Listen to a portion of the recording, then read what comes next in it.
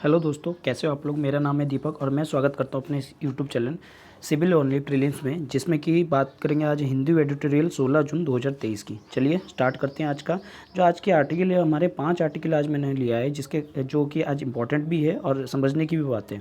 ठीक है, सबसे पहला आर्टिकल है reflection on artificial intelligence as friend और फोए। देखिए, आर्टिफिशियल इंटेलिजेंसी आज के टाइम पे ज़माने में बहुत ज़्यादा चल रहा है, जिसके कारण से ये अभी तक में क्या चल रहा है कि ये फ्रेंड है या फॉय है, इसके बारे में डिसीजन अभी लेना, थोड़ा सा रिफ्लेक्शन करना कहीं ना कहीं प्रॉब्लमेटिक हो रहा है। जैसे कि आपने 2 दिन पहले एक खबर सुनी है कि जो यूरोपियन यूनियन है, कहीं ना कहीं उन्होंने रेगुलेशन लाने की बात की थी। कल ही के न्यूज़ में मैंने इसको बताया था कि ये रेगुलेशन लाने की बात कर रहे हैं, और अगर ये रेगुलेशन लाते हैं तो कहीं ना कहीं पहली जो रीजन होगी जो कि आपका आर्टिफिशियल इंटेलिजेंस पे कोई ना कोई ऐसी रेगुलेशन जो है ला रही है। अब देखिए, क्यों ज़रूरत है ये रेगुलेशन की, क्या ज़रूरत नहीं है, तो इनके बारे में थोड़ा हम इस आर्टिकल में डिटेल में जानेंगे। देखिए, सबसे पहले अगर आर्टिफिशियल इंटेलिजेंस की मैं बात करूँ, हाँ, आर्टिफिशियल इंटेलिजेंस की अगर मैं बात करूँ तो आर्टिफिशियल इंटेलिजेंस कहीं ना कहीं डोमिनेट कर रहा है। ठीक है, और ये कहीं ना कहीं एक डर सा बना हुआ है कि आगे जो है कहीं ना कहीं ये जो आर्टिफिशियल इंटेलिजेंस है कहीं ना कहीं ह्यूमन की प्लेस ना ले ले। देखिए, एक्चुअली में ह्यूमन ने इसको बनाया, लेकिन ये डर भी रहता है कि आर्टिफिशियल इंटेलिजेंस कहीं ना कहीं जो इंसानों की जो क्षमता है, जो इनकी कार्य करने की तरीका है, कहीं ना कहीं उसमें इंटरफेयर हो रहा है। ठीक है, ये कहीं ना कहीं अपने आप को उस चीज़ में इंटरफेयर कर रहा है। ठीक है, क्योंकि इसके जो माइंड है कहीं ना कहीं आर्टिफिशियल इंटेलिजेंस के कहीं ना कहीं ये एक्सप्रेस करता है लोगों के जो डर को। ठीक है, और कहीं ना कहीं ये ज़रूरत जुड़ी हुई है किससे, कंप्यूटिंग मशीनरी से, जो कि अब देखिए कंप्यूटिंग मशीन से जुड़ी हुई है। और इसके ऊपर एक रिपोर्ट आया था जो कि अक्टूबर 2022 में आया था, principle for responsible algorithm system. इसमें क्या कहा गया है कि इसमें एआई सिस्टम को इंक्लूड किया गया है, और जिसमें बताया गया है कि जो एक्सपर्ट्स जो थिंकर्स है उन्होंने कहीं ना कहीं डिफरेंट जो मैसेज दिए हैं, जो सावधानी बरतने के लिए एक मैसेज दिए हैं किसके बारे में, आर्टिफिशियल इंटेलिजेंस के बारे में। और साथ ही साथ इशू किए हैं क्या, फ्यूचर ऑफ लाइफ इंस्टीट्यूशन और association for advancement artificial intelligence and centre for AI safety. तो इनके बारे में भी इन्होंने कहीं ना कहीं जिक्र किया है इस चीज़ के लिए कि आर्टिफिशियल इंटेलिजेंस के एडवांसमेंट के बारे में और इसके सेफ्टी के बारे में और फ्यूचर लाइफ इंस्टीट्यूशन के बारे में कहीं ना कहीं इसके ऊपर जो है जिक्र किया है। अगर हम एरिया इसके यूज लिमिटेशन और एजीआई की बात करें, एजीआई का मतलब है आर्टिफिशियल जनरल इंटेलिजेंस। ठीक है, तो आर्टिफिशियली इंटेलिजेंस जो सिस्टम है वो कहीं ना कहीं कैपेबल है कि एग्जिबिट सुपर ह्यूमन की परफॉर्मेंस के लिए, यानी कि ह्यूमन जो अपनी कैपेसिटी से नहीं कर सकता, कहीं ना कहीं वो इस चीज़ को कर सकता है, जिसके कारण से हम ये कह सकते हैं कि आज के टाइम पे जो आर्टिफिशियल इंटेलिजेंस है, पहले हम कंप्यूटर की बात करते थे, लेकिन अब जो है एरा जो आ गई आर्टिफिशियल इंटेलिजेंस। देखिए, आर्टिफिशियल इंटेलिजेंस क्या होती है, आर्टिफिशियल इंटेलिजेंस वो चीज़ें होती है जो आपके काम को किसी न किसी जो सुपर ह्यूमन, जो एक ह्यूमन है, ह्यूमन के काम को कहीं ना कहीं आसान कर देता है। जैसे आप कमरे से बाहर जा रहे हो तो आपको लाइट पंखा अगर बंद करना भूल गए हो तो क्या होगा, जैसे आप बाहर जाते हो किसी आर्टिफिशियल इंटेलिजेंस के थ्रू, आप अगर बाहर निकलते हो तो लाइट और पंखा ऑटोमेटिकली बंद हो जाएगा। तो ये क्या है, एक आर्टिफिशियल इंटेलिजेंस का ही रूप है। ठीक है, तो कहीं ना कहीं ये आज हमारे परफॉर्मेंस के साथ कहीं ना कहीं जुड़ा हुआ है, और इसकी जितनी नैरोनेस आ रही है, नैरोनेस का इन द सेंस है यहाँ पे, देखिए नैरोनेस का मतलब क्या है। देखिए, अगर जब कंप्यूटर जब स्टार्टिंग में पहली बार क्या हुआ था, जब डेवलप हुआ था तो एक सबसे बड़ा कंप्यूटर बना था, लेकिन उसको क्या किया, आज हमने कंपेयर करके एक छोटे चीज़ में कन्वर्ट कर दिया, तो इसका नैरोनेस क्या हो गया, कहीं ना कहीं इंक्रीज हुआ है। ठीक है, तो इसी तरह से अगर आर्टिफिशियल इंटेलिजेंस का नैरोनेस कहीं ना कहीं इंक्रीज होगा, इसके टास्क करने की क्षमता जो होगी और भी ज़्यादा इंप्रूवमेंट किया जाएगा, और भी ज़्यादा जो है आगे तक बढ़ाया जाएगा। ठीक है, अगर हम परफॉर्मेंस और यूटिलिटी की बात करें तो कहीं ना कहीं इसकी इंप्रूवमेंट जो टास्क है कहीं ना कहीं इंप्रूवमेंट हुआ है, और इसको कहीं ना कहीं वैल्यूएबल असिस्टेंस मिला है, किसको, ह्यूमन को कहीं ना कहीं असिस्टेंट मिला है। जैसे कि कोई भी काम को जहाँ पे अब आर्टिफिशियल इंटेलिजेंस में, अगर जहाँ पे मान लीजिए कंपनी में 4 लोग काम कर रहे थे, आर्टिफिशियल इंटेलिजेंस की वजह से वहाँ की जो कंपनी है वहाँ उन्होंने क्या किया, 2 ही लोगों को हायर करना स्टार्ट किया। कहीं ना कहीं इसने अनएम्प्लॉयमेंट को रेट को भी कहीं ना कहीं इंक्रीज किया है। ठीक है, और क्या क्या काम कर सकता है ये, स्पीच रिकॉग्नाइज कर सकता है, ट्रांसलेशन कर सकता है, और आइडेंटिफाई कर सकता है जो कॉमन ऑब्जेक्ट्स है, जो कॉमन ऑब्जेक्टिव्स है उनको कहीं ना कहीं आइडेंटिफाई भी कर सकता है। और साथ ही साथ जैसे फोटोग्राफ्स कर सकता है। ठीक है, इस तरह की चीज़ें जो है वो कर सकता है। फोटोग्राफी में इन द सेंस जैसे कि आपकी फेशियल रिकॉग्नाइज, जो कि आपके जो अब जो है बहुत सारे एयरपोर्ट में भी यूज किए जा रहे हैं। ठीक है, तो ये क्या करता है, ये कहीं ना कहीं वीक करता है इंटीग्रेशन इंटरफेरेंस को। जो इंटरफेरेंस जो इंसान का जो कॉमन सेंस है उसको कहीं ना कहीं कैप्चर कर रहा है। देखिए कॉमन सेंस को कैप्चर नहीं, एक्चुअली में जो ह्यूमन है वो कहीं ना कहीं अपने कॉमन सेंस से सोच सकता है, लेकिन इसमें थोड़ी सी कमी है कि ये कॉमन सेंस के हिसाब से तो नहीं सोच सकता, लेकिन इंटीग्रेट कर रहा है जो भी इन्फ्रेंस आ रही है, जो इसके पास भी डाटा आ रही है उसको क्या कर रहा है, इंटीग्रेट करके और एक बड़ा सा मैसिव चीज़ों को प्रोड्यूस कर रहा है, जिसके कारण से लोग जो है इनके जो प्रेशर है उनके बीच में चले आ रहे हैं, मतलब इसके दबाव में आ जा रहे हैं। ठीक है, आज के टाइम पे जो लोग हैं वो कहीं ना कहीं गुलाम बन चुके हैं हम आर्टिफिशियल इंटेलिजेंस के, क्योंकि हमें हर चीज़ की क्या लग चुकी है, अब लत लग चुकी है, जिससे कि हम क्या चाहते हैं कि आराम चाहते हैं, और उस आराम के चक्कर में हमने क्या किया, आर्टिफिशियल इंटेलिजेंस को कहीं ना कहीं और ज़्यादा मजबूत किया है, और अपनी चीज़ों को कहीं ना कहीं हमने अपनी विल पावर को कहीं ना कहीं अपने डिमोटिवेट किया है। ठीक है, अगर हम आर्टिफिशियल जनरल इंटेलिजेंस की बात करें, ये क्या है, ये भी एक इंटेलिजेंस है जो कि नॉन लिमिटेड और नैरो को दिखाता है। ठीक है, और ये think it is human common sense but absent in AI system. देखिए क्या है, ये कॉमन सेंस की तरह सोचता है लेकिन एब्सेंट होती है एआई, लेकिन ये एब्सेंट होती है किसमें, एआई सिस्टम में। कॉमन सेंस जो है ह्यूमन कहीं ना कहीं सेव करता है अपनी लाइफ और लाइफ के खतरे के जो है उन चीज़ों को रिमूव करने के लिए। अब मान लीजिए आप कहीं पे गाड़ी चल रही है, गाड़ी में सपोज करो सामने आ जा रहा है, तो आप कॉमन सेंस का यूज करके क्या कर सकते हो, साइड कर सकते हो। लेकिन जब आप अगर मान लीजिए वहीं अगर कंप्यूटर की बात की जाए, कंप्यूटर को क्या होती है, कमांड होती है कि कमांड होगी तो ही वो हटेगा, अगर कमांड नहीं होगी, अगर बाई चांस छूट गया कमांड, अगर आप गलती से छूट गया कमांड, जैसे कि आपने रोड एक्सीडेंट में अभी देखा होगा कि जो ब्रेक जो है लाइन डाइवर्ट होगी या कुछ भी चीज़ हुई है तो उसके वजह से कहीं ना कहीं रेल एक्सीडेंट हुए, तो ये कहीं ना कहीं क्या है, इन आर्टिफिशियल इंटेलिजेंस में कॉमन सेंस की बात नहीं की जाती है। ठीक है, अगर हम बात करें बड़े मोमेंट की, तो कहीं ना कहीं चैट जीटीपी जो कि आज के टाइम पे बहुत ज़्यादा है, नवंबर 2023 में इसको कहीं ना कहीं रिलीज़ किया गया है, और ये एक क्या है, लार्ज लैंग्वेज मॉडल है। ध्यान रखना, चैट जीटीपी क्या है, एक लार्ज लैंग्वेज मॉडल LLM है। ठीक है, ये कहीं ना कहीं आर्टिफिशियल इंटेलिजेंस के साथ एक नेटवर्क बनाती है बड़े अमाउंट में, और ये स्टैटिस्टिकल मॉडल जो है वो प्रोवाइड करता है।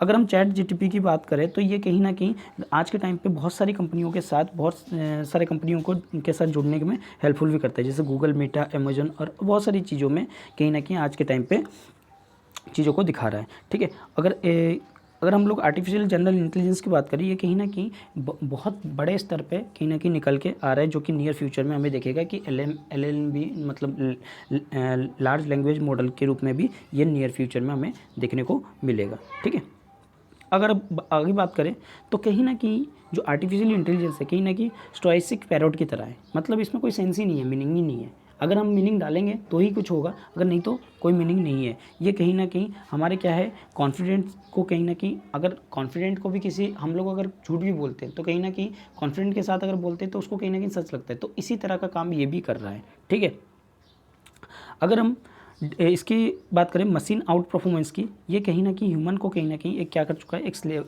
एनस्लेव कर चुका है, एक स्लेविंग के रूप में देख चुका है, मतलब इंसान इसके क्या हो चुके हैं, गुलाम हो चुके हैं, जो कि अपने काम चीज़ों को छोड़ के हम ज़्यादातर डिपेंड किस पे होने लगे, आर्टिफिशियली इंटेलिजेंस के ऊपर होने लग गए हैं। अगर हम इसके डेंजर की बात करें, देखिए ज़रूरी ठीक है कि आर्टिफिशियल इंटेलिजेंस हमारे पास है तो हम बेटर अपॉर्चुनिटी मिल रही है, लेकिन इसके साथ साथ कुछ प्रॉब्लमेटिक डेंजर भी है जो यहाँ पे बताया गया है। तीन पॉसिबल टाइप्स ऑफ डेंजर दिख रहे हैं। जैसे सबसे पहला सुपर ह्यूमन एआई। देखिए सबसे पहला जो आर्टिफिशियल इंटेलिजेंस है कहीं ना कहीं सुपर ह्यूमन बनता जा रहा है, कहीं ना कहीं आगे आपने जो रोबोट मूवी तो देखी ही होंगी, तो उसमें क्या होगा, तो कहीं ना कहीं सुपर कंप्यूटर के रूप में देखा जा रहा है। सुपर कंप्यूटर जैसे कि अगर ह्यूमन जो है कहीं ना कहीं आपने देखे होंगे जो रोबोट मूवी, जैसे मैंने बताया कि वहाँ पे सुपर ह्यूमन के रूप में कन्वर्ट हो गया है। ठीक है, तो इस तरह का कहीं ना कहीं कन्वर्ट होने से ये ह्यूमन को कहीं ना कहीं इंस्लेव के रूप में बनाते जा रहा है, और इंसान जो है इसकी लत जो है लगती जा रही है। ठीक है, दूसरी malicious human with powerful AI. अगर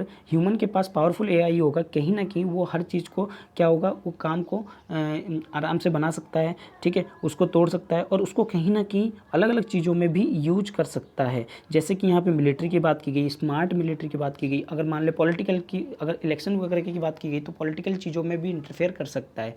तो इस चीज़ के लिए कहीं ना कहीं ये प्रॉब्लमेटिक क्रिएट हो सकता है। ठीक है, अगर और बात करें तो हाईली कैपेबल ऑफ इंस्ट्रक्टेबल एआई। देखिए एआई की सिस्टम हमें पता है लगातार क्या हो रही है, इंप्रूव होती जा रही है और ये अनइंटेंशनली होती जा रही है कि कहीं ना कहीं ये कहीं ना कहीं लोगों में के बीच में हार्मफुल चीज़ों को पैदा भी कर रहा है, ठीक है। और ये कहीं ना कहीं जो डाटा है, डाटा को भी कहीं ना कहीं इम्प्रूवमेंट कर रहा है। तो ये डाटा को जो इम्प्रूवमेंट कर रहा है तो कहीं ना कहीं ये आगे जाके एक प्रॉब्लमेटिक क्रिएट करेगा, किस चीज़ का, प्राइवेसी का। अगर कहीं ना कहीं जैसे कि अगर अभी इसमें बात की गई है camera based face recognize system, इसमें क्या बताया गया है कि जो कैमरा है कहीं ना कहीं वो किन चीज़ों को कैप्चर कर रहा है, जो गोरे लोग हैं उनको आसानी से फेशियल कैप्चर कर रहा है, लेकिन जो काले लोग हैं उनको कहीं ना कहीं, डार्क स्किन जो है वुमेन है उनको कहीं ना कहीं प्रॉब्लमेटिक क्रिएट कर रहा है। तो ये क्या है, ये कहीं ना कहीं बायस को प्रोड्यूस कर रहा है। तो ये कहीं ना कहीं आज के टाइम पे प्रॉब्लमेटिक बन रहा है, ठीक है।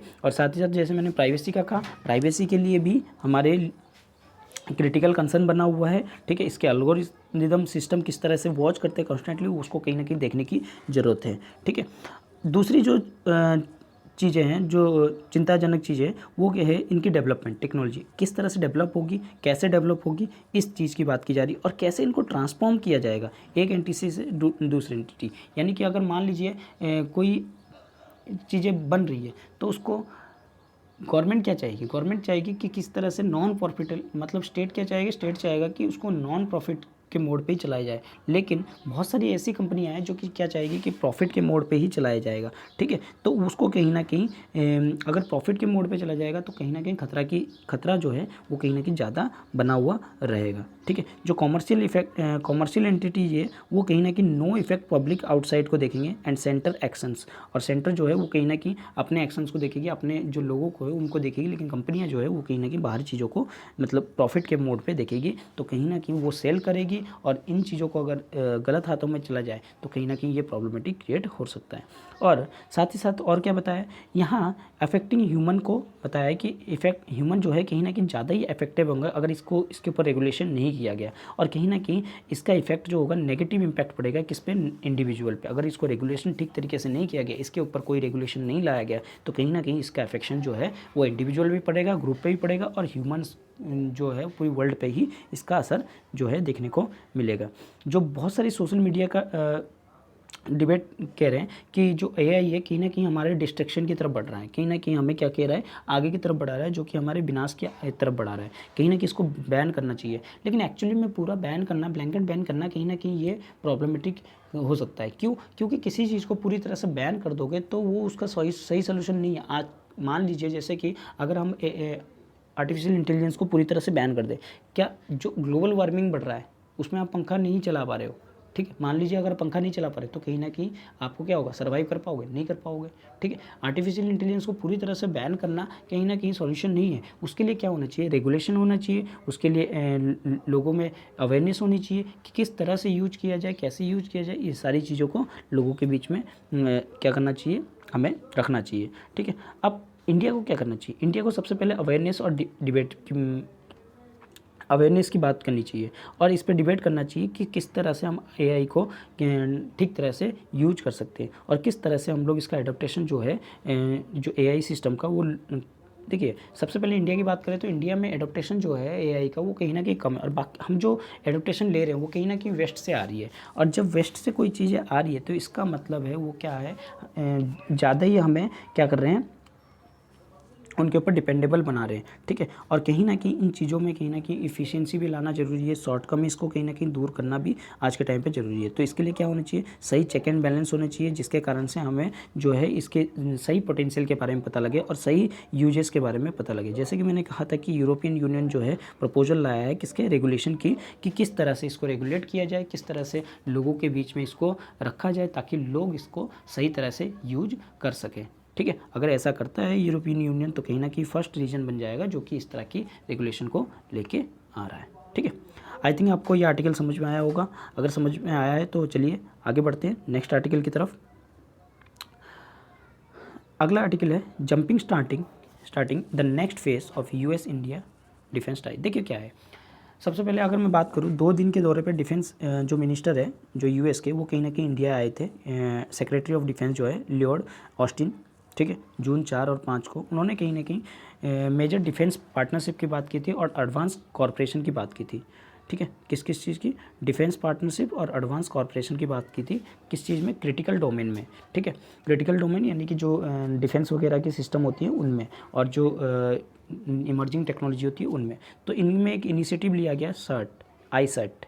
आईसेट का क्या है, initiative on critical emerging technology, initiative on critical and emerging technology. इसके ऊपर एग्रीमेंट किया गया, जो कि अनाउंस किया गया था कि कब, मई 2022 को अनाउंस किया गया था, लेकिन अब इस पर क्या किया गया है, पूरी तरह से इनिशिएटिव लिया गया है। ठीक है, एग्रीमेंट किया गया है।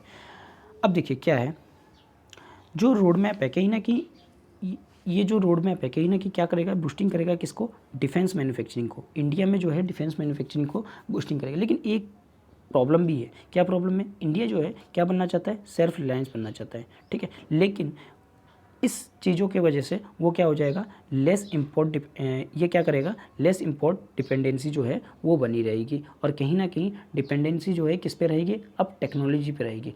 अच्छी बात यह है कि हम लेस इम्पोर्ट डिपेंडेंसी रहेंगे, कम रहेंगे इम्पोर्ट के ऊपर डिपेंडेंसी, लेकिन साथ ही साथ टेक्नोलॉजी पे भी थोड़ा बहुत डिपेंड हमें रहना पड़ेगा। ठीक है, अगर यहाँ पे बात की जाए, जिससे अब देखिए इन सब चीज़ों से क्या होगा, इंडिया और यूएस की जो टाइज़ है वो कहीं ना कहीं अलग ही लेवल पे पहुँचेगी, और इंडिया और यूएस की टाइज़ अगर अलग लेवल पे पहुँचेगी तो कहीं ना कहीं प्रॉब्लम किसको होगी, प्रॉब्लम होगी चाइना को।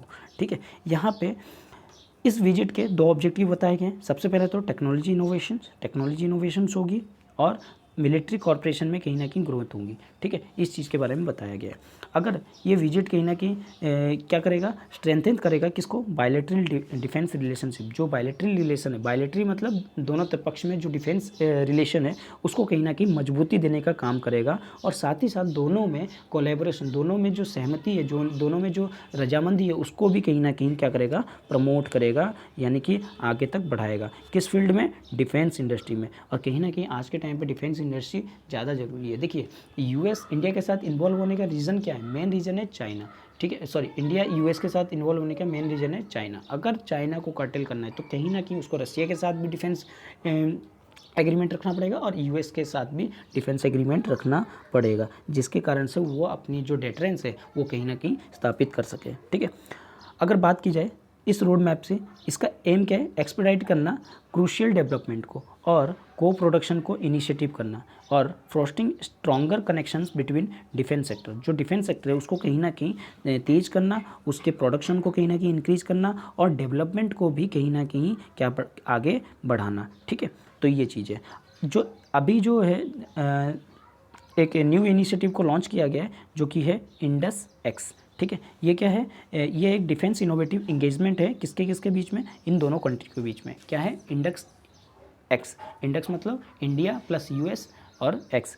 ठीक है, डिफेंस इनोवेशन है किसके बीच में, इंडिया और यूएस के बीच में, जो कि इनके बायलैटरल जो स्पेस सिचुएशन अवेयरनेस अरेंजमेंट है उसको कहीं, उसके ऊपर कहीं ना कहीं साइन किया गया 2022 में। ये कहीं ना कहीं उनको मजबूत देने का काम करेगा।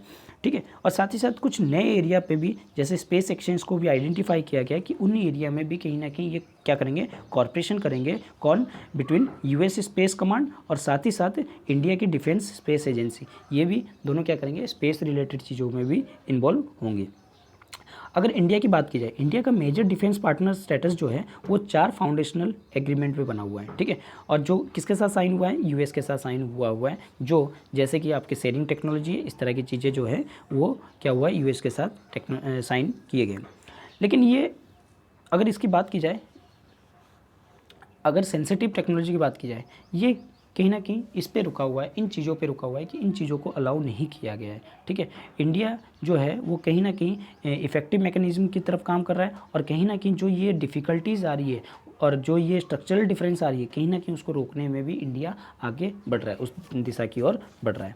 अगर हम बात करें, देखिए इंडिया यूएस की बात हो और इंडो पैसिफिक रीजन की बात ना आए तो कहीं ना कहीं प्रॉब्लमेटिक है। तो यहाँ पे भी इंडिया और यूएस में इंडो पैसिफिक को जोड़ा गया है। इंडो पैसिफिक का सीधा मतलब जाता है किसके ऊपर, चाइना के ऊपर। कहीं ना कहीं डिफेंस सेक्टर में अगर जो ये बायलैटरल मिनिस्ट्रियल डायलॉग हुआ है अप्रैल 2022 में, और साथ ही साथ जो डिफेंस सेक्रेटरी है उन्होंने कहीं ना कहीं इंडिया और यूएस की जो डिफेंस पार्टनरशिप है उसको कहीं ना कहीं आगे बढ़ाने की बात की गई है। कहाँ पे इंगेजमेंट करने की बात की गई है, वो है इंडो पैसिफिक में। और उन्होंने कहा है कहीं ना कहीं हमें क्या करना चाहिए, जो एक्शंस है किसके, चाइना के एक्शंस के, एग्रेसिव एक्शंस है, कहीं ना कहीं उसको रोकना चाहिए। और साथ ही साथ उन्होंने कहा है जो रसिया का और यूक्रेन का जो एम है उनको कहीं ना कहीं फोर्सफुली रिड्रॉ करना चाहिए उनके बॉर्डर्स को, और उनके जो नेशनल सॉवरेनिटी है उसको कहीं ना कहीं सेफगार्ड करना चाहिए। और ट्रांसनेशनल इशू को जैसे टेररिज्म और क्लाइमेट चेंज को भी हमें कहीं ना कहीं क्या करना चाहिए, आउटलाइन करना चाहिए। ठीक है, और इसका जो सबसे बड़ा पॉइंट है वो क्या है, चाइना जो है कॉमन पॉइंट है। मेन प्रॉब्लम कहाँ पे है, चाइना जो है मेन कॉमन पॉइंट है। अभी मैं आगे एक और चीज़ बताऊंगा आपको। ठीक है, अब जैसे एक चाइना का मिलिट्री पावर रिपोर्ट 2022 में लाया गया, जिसमें ये बताया गया, किसके द्वारा लाया गया, यूएस के द्वारा, जो इसने बताया कि जो पीपल लिबरेशन आर्मी जो नेवी है is the world largest navy of number of ships. जो पीपल लिबरेशन आर्मी की जो नेवी है वो वर्ल्ड की सबसे बड़ी नेवी है, किसमें, नंबर ऑफ शिप्स में। ठीक है, जो कि इंडिया पैसिफिक रीजन में बहुत ही ज़्यादा कंटेस्टेड बनाती है, मतलब बहुत ही ज़्यादा आपस में मतलब कंटेस्टिंग करते हैं कि सबसे ज़्यादा जो नेवल शिप है उनके पास है। ठीक है, कहीं ना कहीं जो चाइना है वो इस चीज़ के वजह से अपने जो इंडो पैसिफिक रीजन है, इंडियन ओशन और पैसिफिक ओशन जो है वहाँ पे कहीं ना कहीं प्रेजेंस को क्या कर रहा है, इंक्रीज कर रहा है। ठीक है, अगर हम बात करें इंडो पैसिफिक के अलावा जो स्ट्रॉन्ग रीजनल प्रोजेक्ट है वो कहीं ना कहीं इंडस्ट्रियल कॉर्पोरेशन की बात की गई है, कहाँ पे, इंडिया और यूएस के बीच में। कहीं ना कहीं जो कंपनी है डिफेंस सेक्टर की उसको भी एग्जिस्ट करने की बात की गई है कि अमेरिका जो है कहीं ना कहीं इंडिया की कंपनियों में इन्वेस्ट करेगा। ठीक है, और कहीं ना कहीं सपोर्ट देगा क्या, इंडिया की गवर्नमेंट को। ठीक है, और डिफेंस जिससे कि डिफेंस जो है मॉडर्नाइज होंगे। अगर बात की जाए लॉन्ग रन में तो यहाँ पे कम से कम 3 डोमिनेटेड ट्रेंड को बताया गया है जो इंडिया डिफेंस की कॉरपोरेशन को कर सकते हैं। सबसे पहला अम्ब्रेला ऑफ इंडिया यूएस की defence corporation, nurturing and growth of ecosystem joint venture between companies, और US incremental great large share in India defence manufacturing. ठीक है, क्या कह रहा है, सबसे पहली चीज़ तो कॉरपोरेशन में, दूसरी कंपनीज़ में, तीसरी जो डिफेंस मैन्युफैक्चरिंग है उनमें कहीं ना कहीं इंक्रीमेंट की बात की गई है, इन 3 डोमेन्स की यहाँ पे। ठीक है, जिससे कि इससे फ़ायदा क्या होगा, इनका डेवलपमेंट, कॉरपोरेशन डेवलपमेंट जो है वो बढ़ेगा, कॉरपोरेशन प्रोडक्शन जो है बढ़ेगा, और अमेरिका की जो जैसी कंपनियां हैं जैसे बोइंग, लॉकहेड, ये सब क्या इनका क्या होगा, ये सब डिफेंस मैन्युफैक्चरिंग है, इनकी सेक्टर कहीं ना कहीं इंडियन कंपनी में इंक्रीज होगी। अगर इंडिया की कंपनी की बात की जाए, इंडिया में हीरो हिंदुस्तान एरोनॉटिक लिमिटेड है, टाटा ग्रुप है, तो इस तरह की कंपनी के साथ कोलैबोरेशन जो है इंक्रीज होगा। ठीक है, ये कहीं ना कहीं सप्लीमेंट लिंक की प्रोवाइड करेंगे डिफेंस सेक्टर में, जिससे कंट्री का जो इनोवेशन है, इनोवेशन ब्रिज है, वो कहीं ना कहीं आईसेट एग्रीमेंट के साथ अनाउंस होगी। ठीक है, मतलब जुड़ेगी। अगर डिफेंस टेक्नोलॉजी और ट्रेड इनिशिएटिव की बात करें, ये कहीं ना कहीं आगे बढ़ता जा रहा है। ट्रेड, डिफेंस और टेक्नोलॉजी जो है कहीं ना कहीं आगे बढ़ता जा रहा है, और इसको कहीं ना कहीं आगे बढ़ाने की ज़रूरत भी इस टाइम पे ज़्यादा है। इनको कहीं ना कहीं मोमेंटम देने की ज़रूरत है, जिससे कि इनका प्रोडक्शन और डेवलपमेंट जो है डिफेंस सेक्टर में कहीं ना कहीं इंक्रीज हो, और साथ ही साथ इनकी जो स्ट्रैटेजिक पार्टनरशिप है किसके साथ, आईसेट एग्रीमेंट के साथ, इंडिया यूएस का, कहीं ना कहीं उसको भी ज़्यादा बढ़ावा मिले। तो यही चीज़ इसमें बताई गई है। अगर इंडिया यूएस की जो डिफेंस सेक्रेटरी, जो यूएस की डिफेंस सेक्रेटरी ने बताया कि इंडिया और यूएस को कहीं ना कहीं आगे बढ़ के काम करना चाहिए, और कॉर्पोरेशन में, डिफेंस कॉर्पोरेशन में कहीं ना कहीं हेल्प करना चाहिए, जिससे कि इनकी पार्टनरशिप जो है वो कहीं ना कहीं वर्ल्ड लीडिंग डेमोक्रेसी जो है वो कहीं ना कहीं एमर्ज होगी। ठीक है, चलिए आगे बढ़ते हैं नेक्स्ट आर्टिकल की तरफ। नेक्स्ट आर्टिकल है, is India railway stretch beyond its capacity. देखिए इसमें क्या बताया जा रहा है, अभी जैसे एक्सीडेंट हुआ था 2 जून को, किसमें, बालासोर डिस्ट्रिक्ट उड़ीसा की। इसमें करीब 288 जो है जाने गई थी, और 1200 लोगों को कहीं ना कहीं इंजर्ड हुए थे। ठीक है, इस ट्रेजेडी से बहुत सारे क्वेश्चन जो है कहीं ना कहीं उठे हैं, और उस क्वेश्चन के बारे में यहाँ पे 2 ऑथर जो है आपस में डिबेट में है। ठीक है, तो क्या क्या है, सबसे पहले तो सेफ्टी, सिग्नलिंग और ओवर क्राउडिंग, इन तीनों के ऊपर कन्वर्सेशन की गई है।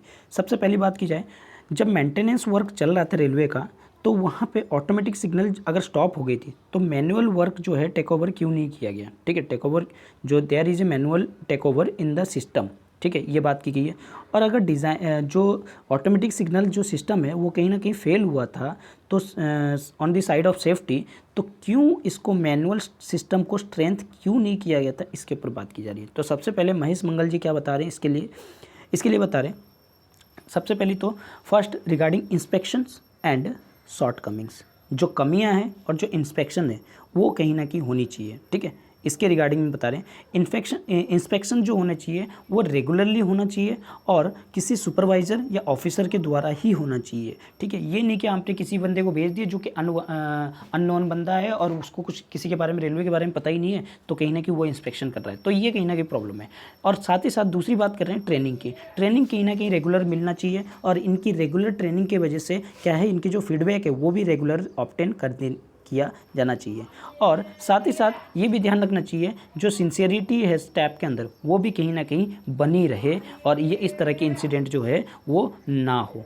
ठीक है, लेकिन अगर हम इसकी बात करें, देखियो ऐप ऑपरेट करना कहीं ना कहीं मुश्किल होता है। क्यों? क्योंकि 20,000 ट्रेनें जो है वो डेली बेसिस पे 7,000 से 8,000 स्टेशन पे ऑपरेट की जाती है। ठीक है, और कहीं ना कहीं इसकी पंक्चुअल और रनिंग प्रॉपर जो रनिंग है उसको कहीं ना कहीं प्रॉपर रखना थोड़ा सा मुश्किल हो जाता है। तो कहीं ना कहीं ये इसको हमें बड़े लेवल पे कहीं ना कहीं अभी भी काम करने की ज़रूरत है।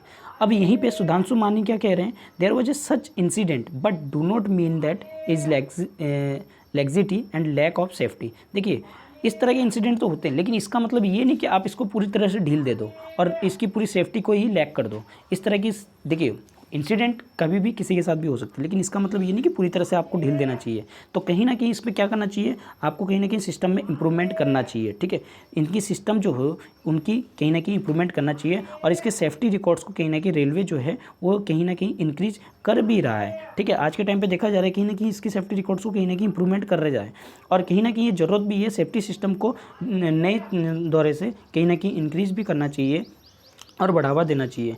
और कहीं ना कहीं इसके कल्चरल सेफ्टी और साथ ही साथ कल्चरल सेफ्टी की भी ध्यान रखना चाहिए, सबसे ऊपर रखना चाहिए। ठीक है, कल्चरल सेफ्टी यानी कि जैसे पंक्चुअलिटी को, ठीक है, रेलवे के टाइम को, रेलवे की जो कि ग्रीवेंसीज है उनको कहीं ना कहीं ऊपर रखना चाहिए। ठीक है, अब कुछ बात कर रहे हैं कवच के बारे में और एंटी कॉलिजन डिवाइस के बारे में। क्या ये हेल्पफुल है या नहीं है, इसके बारे में अब इनकी क्या राय है। देखिए सबसे पहले तो ये बता रहे महेश मंगल जी बता रहे हैं क्या एंटी कॉलिजन जो फीचर है वो कहीं ना कहीं प्रोवाइड करता है प्रोटेक्शन को। लेकिन अगर हम कवच की बात करें, कवच कहीं ना कहीं थोड़ी सी इंप्रूवमेंट है।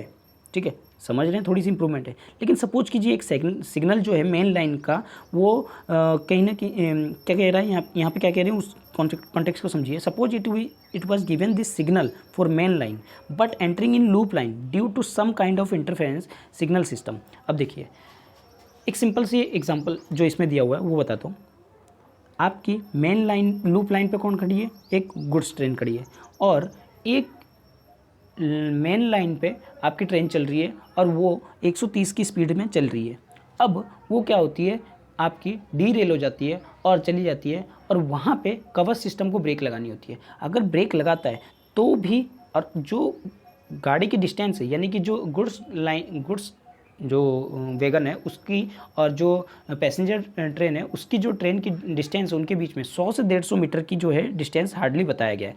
लेकिन अगर ये हार्डली डिस्टेंस को अगर रोकना चाहे तो कितना रोक सकते हैं, क्योंकि जो कवच सिस्टम है उसको भी अगर ब्रेक लगाना हो कम से कम वो 600 मीटर भी चले जा सकता है। ठीक है, ब्रेकिंग डिस्टेंस जो होती है कितनी होती है, 600 मीटर होती है।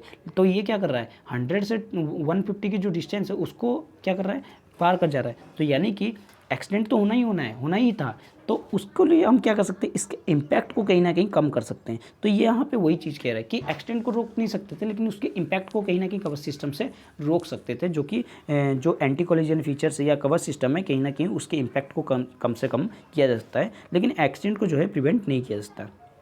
वहीं पर अगर हम बात करें सुधांशु मानी की, वो क्या कह रहे हैं, one can be do impact analysis know how much कवच वुड बी हेल्प, कि अगर कोई भी इसके इम्पैक्ट को एनालाइज कर सकता है तो कितने हद तक इसके इम्पैक्ट को हम लोग जो है हेल्पफुल कर सकते हैं, कवच की हेल्पफुल कर सकते हैं। देखिए सबसे पहले तो अगर कवच की बात करें, it is under development since कब से, 2012 से कवच जो है रोल आउट हो रहा है।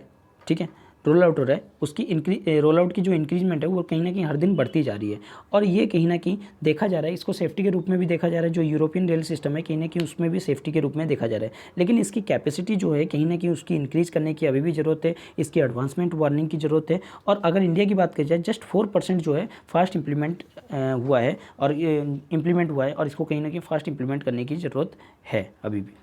अब देखिए, अब बात की जाती है वैगन की, जनरल बॉगी की। अब देखिए इंडिया में क्या है, सबसे ज़्यादा माइग्रेंट वर्कर है। क्या है? Migrant worker. और वो क्या चाहते हैं? वो चाहते हैं कि हमें कम से कम रेट में हम कहीं ना कहीं घर से पहुंच जाए, घर तक पहुंच जाए। तो क्या चाहते हैं? वो जनरल बोगी को ही प्रीफर करते हैं, जिसके कारण से जो जनरल बोगी की जो क्राउडिंग है वो कहीं ना कहीं ओवर क्राउडिंग में बदल जाती है। ठीक है, आपने भी अगर सफ़र किया होगा। और जो एम्प्लॉयर है, क्या एम्प्लॉयर कभी कभी जो होती है वो स्लीपर क्लास की टिकट भी इन लोग को दे देती है, लेकिन क्या इसके वजह से क्या ओवर क्राउडिंग को रोक सकता है? देखिए इसके बारे में कुछ बातें की जा रही है। क्या बताया जा रहा है? Lack of safety result such in accident only while where punctuality result delay in train. देखिए सबसे पहली चीज़ तो पंक्चुअलिटी को मेन फोकस रखा गया है। ठीक है, अगर more emphasize given in punctuality and safety extend tax back seat, और कहीं ना कहीं इसको हम लोग रोक सकते हैं। अगर पंक्चुअलिटी को और सेफ्टी को मेजर्स कर ले तो कहीं ना कहीं रोक सकते हैं। लेकिन अगर कंपार्टमेंट की फील्ड की बात करें, महेश मंगल जी बता रहे हैं कि फील्ड की बात करें तो 3/4 टाइम देयर कैपेसिटी, 3/4 जो है उसकी कैपेसिटी है। ठीक है, और यहाँ पे पीपल को देखा जाता है कि पैसेंजर डू नॉट हैव पे enough so they travel like that. अगर पैसेंजर के पास पैसे ही ना हो तो क्या करेंगे? वो इसमें ही ट्रैवल करेंगे, ऑटोमेटिकली बात है। तो जिसके कारण से ओवर क्राउडिंग जो है वो बढ़ेगी बढ़ेगी। तो हर एक इंडियन क्या ट्रैवल करता है? डिग्निटी के साथ ट्रैवल करना चाहता है, लेकिन वो इग्नोर किस चीज़ को करता है? ग्रेट एफर्ट को। देखिए सभी इंसानों के पास ट्रैवल करने की क्षमता है, लेकिन वो क्या चाहते हैं कि भैया हमारे पैसे भी कुछ बचे, सेविंग हो। तो उसके लिए क्या करते हैं? वो ये नहीं चाहते कि कंफर्ट में जाए। ठीक है, वो क्या चाहते हैं कि हमारा अगर जिसमें काम चल रहा है उसमें चले जाएंगे। तो डिग्निटी का यहाँ मतलब है सीट बर्थ, यानी कि सीट बर्थ का मतलब है कि स्लीपर क्लास में होके जा सकते हैं, लेकिन ये नहीं कि वो एसी का पैसा खर्च करें या थर्ड एसी या फर्स्ट एसी, इस तरह के पैसा नहीं खर्च कर सकते। ठीक है, तो कहीं ना कहीं आज के टाइम पे अगर ट्रेन की बात करें तो कहीं ना कहीं ओवर क्राउडिंग इसी वजह से ही बढ़ी हुई है। ठीक है, क्योंकि मोस्टली वर्कर लोग जो हैं वो कहीं ना कहीं आपके जो लोकल ट्रेन है उसमें सफ़र करते हैं, और डेली लाइफ में जो सफ़र करते हैं तो कहीं ना कहीं उसमें ओवर क्राउडिंग रहती है। आपकी मुंबई की ट्रेनें देख लें, लोकल ट्रेनें, ठीक है, तो उसमें क्या रहती है? बहुत ज़्यादा ओवर क्राउडिंग रहती है। किस कारण से? कि लोग जो है ज़्यादातर एक जगह से दूसरी जगह तक माइग्रेट करते हैं। ठीक है, money can be used to run longer train design coaches which can be accommodate more purse. देखिए जो मनी है वो यूज किस लिए की जाती है? जो ट्रेन को रन किया जाता है वो कहीं ना कहीं लोकल डिज़ाइन की जाती है इस तरह से कोच को, कि ताकि ज़्यादा से ज़्यादा जो पैसेंजर है वो कहीं ना कहीं इसमें आ सके। ठीक है, तो ये चीज़ बताया जा रहा है। और यहाँ पे जैसे जो आपके महेश मंगल जी ने एक मुंबई सब अर्बन रेलवे इसके बारे में बात की है। ठीक है, अगर आप बात करें इंडिया के, there is a high density route. देखिए इंडिया के जो है रूट की बात की जाए तो कहीं ना कहीं हाई डेंसिटी है, तो कहीं ना कहीं यहाँ पंक्चुअलिटी मेंटेन करना और इसको बैलेंस करना कहीं ना कहीं ज़रूरी है। ठीक है, अब देखिए मोहन जी क्या बता रहे हैं, यहाँ बताया जा रहा है कहीं ना कहीं डिज़ाइन कैपेसिटी को double sections so definitely they pressure giving blocks. देखिए क्या बता रहा है, जो बहुत सारे सेक्शन है वो ऑपरेट होते हैं उनकी डिज़ाइन कैपेसिटी के हिसाब से डबल जितनी भी कैपेसिटी है उसके हिसाब से डबल जो है वो कहीं ना कहीं ऑपरेट किए जाते हैं। उनको कहीं ना कहीं ब्लॉकिंग की ज़रूरत होती है, यानी कि जो ब्लॉकिंग ट्रैक की against movement of traffic over particularly sections to allow for maintenance work. देखिए एक ब्लॉकिंग होनी चाहिए ताकि जो ओवर क्राउडिंग है उसको कहीं ना कहीं रोका जा सके। ठीक है, और गिविंग डिसकनेक्शंस ऑटोमेटिकली, जब रूट डाइवर्ट हो जाए कहीं ना कहीं उसको डिसकनेक्शन होने की भी ऑटोमेटिकली इस तरह की कनेक्टिंग ऑटोमेटिक सिग्नल भी होना चाहिए जो मैनुअल कंट्रोल होना चाहिए। ठीक है, कब? जब जो जिस रूट पे वो सेट है। ठीक है, और साथ ही साथ पंक्चुअलिटी को भी मेंटेन होना चाहिए। तो क्या एक बात की जा रही है? ब्लॉक होनी चाहिए, ऐसी ब्लॉकिंग ट्रैक होनी चाहिए। दूसरी चीज़ उनको डिसकनेक्शन होना चाहिए जिससे कि मैनुअल कंट्रोल भी किया जा सकते, और साथ ही साथ पंक्चुअलिटी को भी इंश्योर करना चाहिए। ठीक है, अक्सर ये देखा जाता है जो ट्रेन है वो कहीं ना कहीं लेट होती जाती है। ठीक है, वो किस कारण से? वो किस कारण से होती रहती है, जो टाइम टेबल है, शेड्यूल है, इतने ट्रेनों को हैंडल करना है तो कहीं ना कहीं प्रॉब्लमेटिक क्रिएट हो जाती है। तो इसके लिए क्या करना चाहिए, सबसे पहले तो पंक्चुअलिटी को मॉनिटर करना चाहिए 24/7 आवर में, ठीक है। और जो इसकी सेफ्टी है, सेफ्टी स्टैंडर्ड को कहीं ना कहीं लोगों के बीच में अवेयर करना चाहिए। और अगर इस तरह की लैक होती है सेफ्टी रिजल्ट में तो कहीं ना कहीं आगे के टाइम पे प्रॉब्लम क्रिएट कर सकती है। और इस चीज़ को रोकने के लिए हमें सबसे पहले तो जो डिले हो रही है ट्रेन की, उसकी पंक्चुअलिटी के रिजल्ट पर ज़्यादा ध्यान देना चाहिए, ठीक है। अगर बात की जाए safety can not be traded with anything, क्या कह रहे हैं इसके बारे में, सेफ्टी जो है वो बिल्कुल भी ट्रेडेड नहीं किया जा सकता है कोई भी चीज़ों से, ठीक है। अब ये यहाँ पे थोड़ी सी बात बता रहे हैं कि हाई स्पीड ट्रेन जो without compromising the safety has been taken primacy over punctuality, safety को पंक्चुअलिटी से ऊपर रखना चाहिए, ठीक है। यहाँ पे जो आपके सुधांशु मानी जो है वो बता रहे हैं कि सेफ्टी को कहीं ना कहीं ऊपर रखना चाहिए पंक्चुअलिटी से। पंक्चुअलिटी को भी इम्प्रूवमेंट करना चाहिए, लेकिन उससे पहले आपके सेफ्टी को भी काफ़ी ज़्यादा ध्यान रखना चाहिए, ठीक है। जो अनमैनेड क्रॉसिंग है उसको कहीं ना कहीं एलिमिनेट करना चाहिए, ठीक है। और उससे जिसके कारण से डिले होती है उनको कहीं ना कहीं एलिमिनेट करना चाहिए। अब देखिए डिले क्यों होती है, अनमैनेड लेवल की क्रॉसिंग के वजह से, उसको कहीं ना कहीं एलिमिनेट करो तो कहीं ना कहीं उसकी जो टाइम है वो कहीं ना कहीं सेविंग होगी, ठीक है। और ग्रेड सेपरेशन की सॉल्यूशन लाना चाहिए, ठीक है। कवरेज करना चाहिए, ट्रैक रिन्यूअल करना चाहिए, एलिमिनेशन लेवल क्रॉसिंग, इन सब चीज़ों को फोकस जो है वो करनी चाहिए, ठीक है। अब बात की जा रही है कमीशन ऑफ रेलवे सेफ्टी, क्यों इस एजेंसी को चुना गया है, जो आपकी क्या कहते हैं, जो इस तरह के हादसे हुए हैं उसको इंश्योर करने की, मतलब उसकी जांच पड़ताल करने की है। क्योंकि इसमें बताया गया है जो इनका रिकमेंडेशन है बहुत सालों से आ रहा है और कहीं ना कहीं इनका रिकमेंडेशन बहुत सही भी आ रहा है, ठीक है। इसीलिए, और ये किसके अंदर काम करते हैं, मिनिस्ट्री ऑफ एविएशन के अंदर ये जो है काम करते हैं। और ये इन्होंने जो सुधांशु मनी जी ने मुझे बताया है कि इन्होंने बताया कि जो आपके CBI है उनको क्यों इंक्लूड किया है उनके बारे में वो ये कमेंट नहीं करना चाहते, और ना ही वो उनको ये नहीं पता कि वो CBI को क्यों ऑर्डर दिए हैं इस तरह की करने के लिए। लेकिन अगर बात की जाए जुडिशियल प्रॉब की कंडीशन अल्टीमेटली इम्पार्शियल प्रॉब होनी चाहिए, मतलब सब कुछ लोगों के सामने होनी चाहिए कि किस तरह से यहाँ पे जुडिशियल प्रॉब हो रही है, ठीक है। अब वहीं मोहन जी का क्या कहना है कि जो इस तरह की एक्सीडेंट होती है उसको मोस्टली इंक्वायरी CRS करती है, क्यों, क्योंकि इनकी जो रिजल्ट है वो कहीं ना कहीं जल्दी आती है और इनकी रिजल्ट जो है वो कहीं ना कहीं अच्छी आती है और इन्वेस्टिगेशन सही तरीके से होता है, इसीलिए इनको टेक्निकल एस्पेक्ट जो होती है अच्छी होती है, तो जिसके कारण से इनकी जो सटीक है वो जो सही तरीका है वो कहीं ना कहीं बनी रहती है, ठीक है। चलिए ये था इसका न्यूज़ एनालिसिस। चलिए आगे की न्यूज़ की तरफ बढ़ते हैं। आगे का न्यूज़ है कल्चरल शिफ्ट। अब देखिए ये क्या है, सबसे अभी 2-3 दिन पहले ही ये न्यूज़ में बनी हुई है, ठीक है, कि US जो है दोबारा से यूनेस्को ज्वाइन करने वाला है। क्या है, पिछले हफ्ते ही इन्होंने अनाउंसमेंट कर दिया था। यूनेस्को यानी कि United Nation Education Scientific and Cultural Organization है, ठीक है, जो 2017 में ट्रंप एडमिनिस्ट्रेशन ने क्या किया था, इससे विड्रॉल कर लिया था और ओबामा एडमिनिस्ट्रेशन ने इसकी फंडिंग ही रोक दी थी 2011 में, ठीक है। अब जो रिटर्न हुआ है वो किस वजह से हुआ है, ये कहा जा रहा है कि चाइना की इन्फ्लुएंस को रोकने के लिए कहीं ना कहीं ये क्या हुआ है, US इसमें एंटर हुआ है। अब इसमें पहली बार ऐसा हुआ है कि किसी के इन्फ्लुएंस को रोकने के लिए चाइना होने के कारण चाइना किसी ऑर्गेनाइजेशन में और उस ऑर्गेनाइजेशन में दोबारा US एंटर कर रहा है। नहीं तो हर किसी के मोस्टली केस में ये देखा गया है चाइना जिस इंटरनेशनल एजेंसी में जुड़ा हुआ है, जिस ऑर्गेनाइजेशन जुड़ा हुआ है, और अक्सर क्या हुआ है US जो है उससे बाहर निकला है। जैसे बेल्ट एंड रोड इनिशिएटिव कभी US ने ज्वाइन ही नहीं किया, ठीक है। तो इस तरह की जो चाइना की पॉलिसीज़ है उनमें कभी US ने एंट्री नहीं किया। लेकिन ये एक ऐसी पहली बार हुआ है कि चाइना को रोकने के लिए कहीं ना कहीं US की एंट्री जो है उसमें हुई है।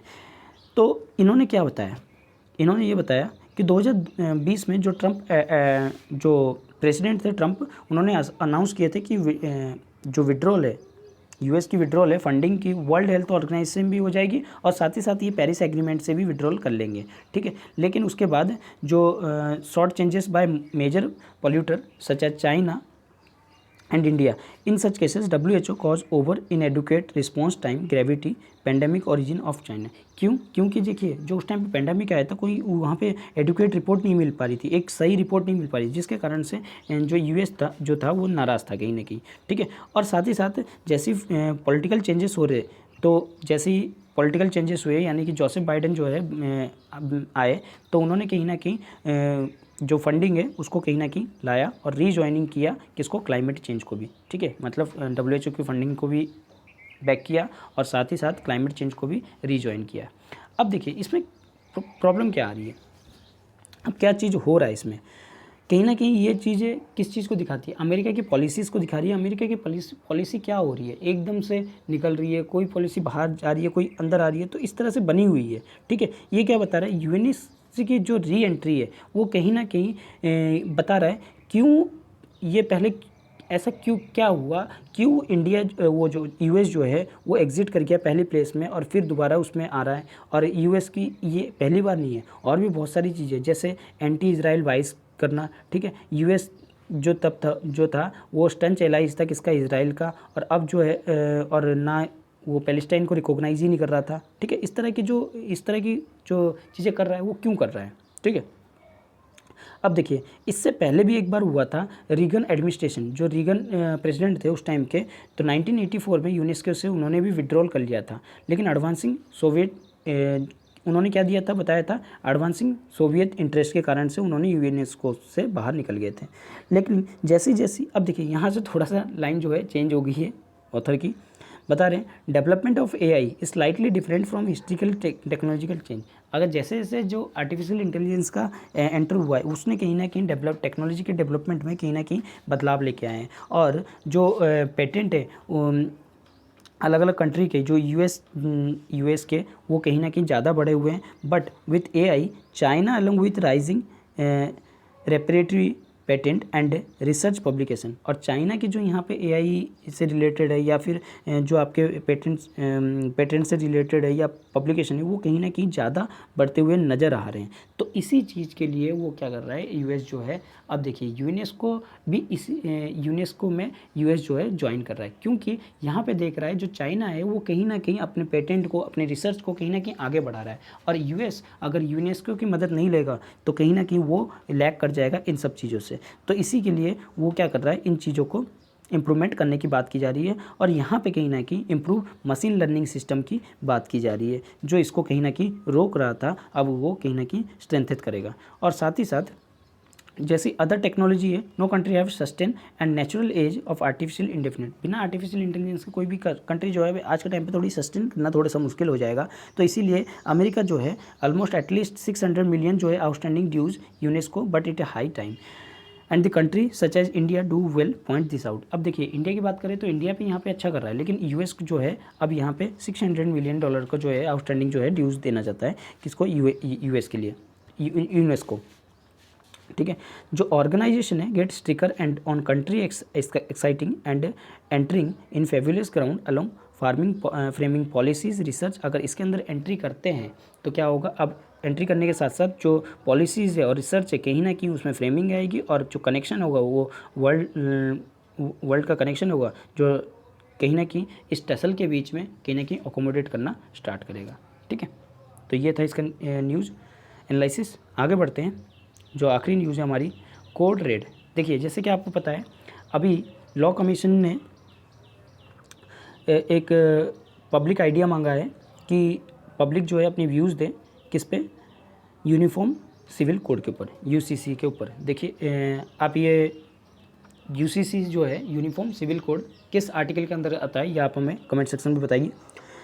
क्या बता रहा है, जो कमीशन है सेकंड सच पैनल क्लेम किया है year to year elapse since similar view as sought previous panel. देखिए पहले भी इस तरह की कमीशन जो है आए हैं और उन्होंने कहीं ना कहीं इस तरह की व्यूज़ को मांगा है, तो अब क्या तुम नया ला रहे हो जिसके कारण से इसकी ओपिनियन को और ज़्यादा बेटर बना सकते हैं। देखो 21st कमीशन ने रिलीज़ किया था कंसल्टिंग पेपर कब, 2018 में। उन्होंने कैटेगराइज किया था कि uniform civil code neither necessary not desirable, इन्होंने इस तरह से कैटेगरी किया था एट स्टेज पे। And in well reason document उन्होंने आर्ग्यू दिया था कि फोकस होगी इनिशिएटिव जो रिफॉर्म है। देखिए किसी चीज़ को एक साल करने से अच्छा है आप किसी चीज़ को जो बुरी चीज़ है उसको एलिमिनेट करो। देखिए इसमें क्या चीज़ बताया जा रहा है, अगर आप रिफॉर्म करने की बात करें तो वेल एंड गुड है, लेकिन अगर आप सारे लॉ को एक साथ कर रहे हो, इसका मतलब ये नहीं कि आप हर चीज़ों को एक जैसा ही कर दो। आप क्या करो, जो यहाँ बताया जा रहा है वो बताया जा रहा है, जो पर्सनल लॉ है should be eliminated all forms of discrimination rather than attempting bring about an uniformity law governing various religion.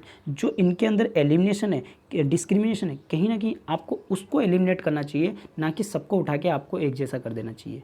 ठीक है, समझ में? ये क्या कह रहा है, जो सारी चीज़ें हैं, ये सारी चीज़ें हैं, उनको एक साथ करने से अच्छा जो इसमें बुरी चीज़ें उसको कहीं ना कहीं हटाओ, ठीक है, और जो अच्छी चीज़ें उनको रहने दो। यानी कि जो डिस्क्रिमिनेशन है उसको हटा दो, तो अपने आप ही जो है सारी चीज़ें एलिमिनेशन हो जाएगी, मतलब सारी चीज़ें जो है आपकी रिफॉर्म हो जाएगी। उन्होंने इस चीज़ पे बताया है। ठीक है, जो डॉक्यूमेंट है वो कहीं ना कहीं प्रोग्रेसिव नेचर है। ठीक है, और ये कहीं ना कहीं नॉन डिस्क्रिमिनेशन यूनिफॉर्म लाने से कहीं ना कहीं नॉन डिस्क्रिमिनेशन चीज़ों को भी क्या करेगा, इम्फेसाइज करेगा। लेकिन जो अलग अलग डाइवर्स मीन है गवर्नमेंट्स गवर्निंग एस्पेक्ट्स के, जो पर्सनल लॉ जैसे मैरिज हो गए, डाइवर्स हो गए, इनहेरिटेंट हो गए, या एडप्टेशन हो गए, या कहीं ना कहीं इनको एक इम्पोज करना सिंगल सेट रूल में कहीं ना कहीं ये ठीक नहीं है। ठीक है, कि एक तरह से बिल्कुल ही डाल देना। तो आपको क्या करना चाहिए, जो रिमूवल किस चीज़ को करना चाहिए, जो डिस्क्रिमिनेशनरी प्रोविज़न है उसको कहीं ना कहीं हटाना चाहिए। ठीक है, जो वुमेन से रिलेटेड, जो एडप्टेशन से रिलेटेड जो नॉर्म्स है उसको कहीं ना कहीं आपको क्या करना चाहिए, इक्वलिटी पे लाना चाहिए। ठीक है, और कहीं ना कहीं इसको क्या देखना चाहिए, एक्सेप्ट परहैप पॉलिटिकल नीड के अलावा आप इसको करेंट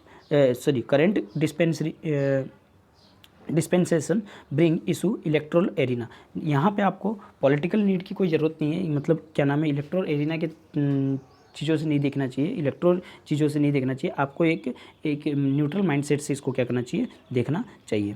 ठीक है, अगर यूनिफॉर्म कोड की बात की जाए, सिविल कोड की बात की जाए इंटायर में, तो पूरी एक अच्छी गोल है, वास्तव में एक अच्छी दूरदर्शी सोच है ये लोगों की। ठीक है, इस तरह की यूनिफॉर्म सिविल कोड होनी चाहिए, लेकिन कहीं ना कहीं ये फ्रीडम ऑफ रिलीजियस को इम्पीज करेगा। ठीक है, और कहीं ना कहीं डिबेट की बात भी बनी थी डॉक्टर भीमराव अंबेडकर के टाइम पे भी। ठीक है, और कहीं ना कहीं इसके पॉसिबल जो है वो यूनिफॉर्म सिविल कोड की, उसको कहीं ना कहीं एडॉप्ट करना चाहिए, किसी भी रिलीजन को बिना हार्मफुल पहुंचाए। ठीक है, बिना हार्म पहुंचाए किसी भी रिलीजन को हमें कहीं ना कहीं इसकी जो अच्छी चीज़ें हैं यूनिफॉर्म सिविल कोड को वो कहीं ना कहीं अपनाना चाहिए। ठीक है, लेकिन इससे क्या होगा, कुछ सेक्शन जो होंगे वो कहीं ना कहीं फियर में रहेंगे, जैसे माइनॉरिटी सेक्शन है वो कहीं ना कहीं फियर में रहेंगे, क्योंकि डोमिनेंट सेक्शन जो है उसके ऊपर ऐसा लगेगा कि जो मेजोरिटी सेक्शन है वो कहीं ना कहीं इस चीज़ों को थोप रही है, उनके ऊपर इम्पोजिशन कर रही है। ऐसा नहीं होना चाहिए। ऐसा क्या होना चाहिए कि न्यूट्रल माइंडसेट से आपको काम करना चाहिए और बेसिक रिफॉर्म पे ज़्यादा प्रायोरिटी देनी चाहिए। आप किन चीज़ों पे, जो बेसिक रिफॉर्म्स है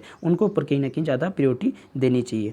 ठीक है, और जैसे जैसे बेसिक रिफॉर्म जैसे यानी कि 18 जो गर्ल्स की मैरिज है 18 ईयर की, तो उसको कहीं ना कहीं प्रीफर देना चाहिए। ठीक है, कहीं ना कहीं जो marriage all across community and gender, ठीक है, जो सारी कम्युनिटी जैसे कि LGBT कम्युनिटी में मैरिज है, इन सब चीज़ों पे ज़्यादा फोकस करनी चाहिए कि क्या होनी चाहिए क्या नहीं होनी चाहिए, इन चीज़ों पे बात होनी चाहिए। यानी कॉमन नॉर्म्स की यहाँ बात करें कि जो सभी के लिए कॉमन नॉर्म्स हो उसकी बात होनी चाहिए। जो बेसिक रिफॉर्म्स है जो होनी चाहिए, जो जेंडर इनइक्वालिटीज़ है उसको कहीं ना कहीं रिमूव होना चाहिए। जो 18 साल से लड़कियाँ ऊपर है उनकी मैरिज होनी चाहिए, इन्हीं की बाल विवाह होना चाहिए, रेप चीज़ों को जैसे रोकना चाहिए। इन चीज़ों पर कहीं ना कहीं कॉमन लॉज वगैरह आने चाहिए और ये कहीं ना कहीं पहली प्रायोरिटी होनी चाहिए। और साथ ही साथ जो टैबूज और स्टेरियोटाइप है उनको कहीं ना कहीं नॉन डिस्क्रिमिनेटरी है, जो यूनिवर्सल प्रिंसिपल के इक्वलिटी नहीं है, नॉन डिस्क्रिमिनेशन है, कहीं ना कहीं उनको क्या करना चाहिए, आपको प्रैक्टिस से एलिमिनेट करना चाहिए। तो आई थिंक आपको ये आज का आर्टिकल समझ में आया होगा, आज जो एडिटोरियल है। अगर आपको समझ में आया है तो इसको लाइक कीजिए, शेयर कीजिए और सब्सक्राइब करना ना भूलिए। और ये था आज का द हिंदू एडिटोरियल। ठीक है, थैंक यू।